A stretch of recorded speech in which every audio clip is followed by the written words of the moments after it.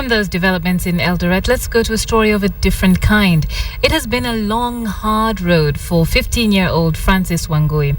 He was born with a condition that saw his arm swell and grow in size until it was impossible to use it.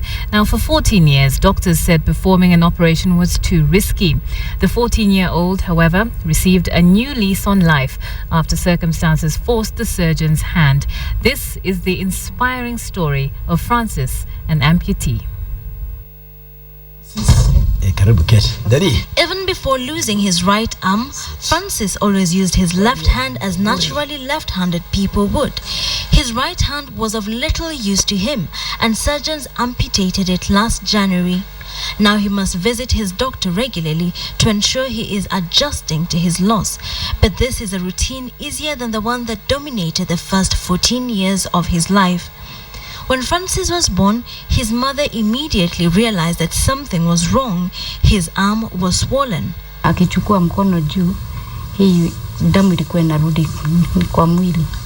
Doctors made a diagnosis of Klippel-Trenaunay syndrome, a medical condition in which blood vessels fail to form properly.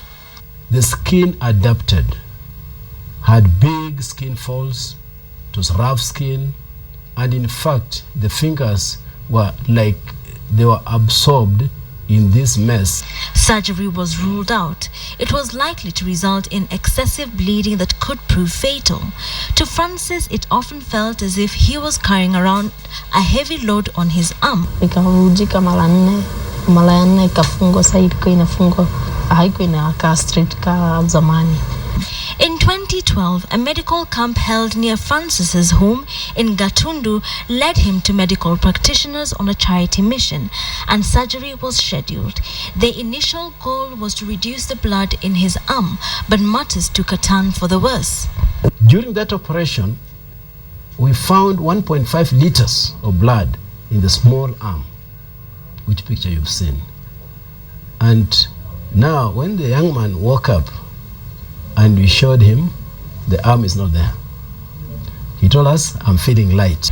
And thus, mother and son received their miracle. Francis will be joining Form 2 next year, though he still needs a bit of help from abled classmates. In his first year of secondary school, he was excused from chores, but this reprieve may not last long. Francis and his mother are hoping that he will get a prosthetic arm soon. In the time being, they keep their spirits up. The arm that gave them sleepless nights is gone. They say it took with it a large weight off their shoulders. Maisha si zito sababu nafanya tu vitu rahisi na hata kucheza, kufanya kazi, na nimezoea kukaa hivyo sasa. Bulkisa Nyabwa, KTN.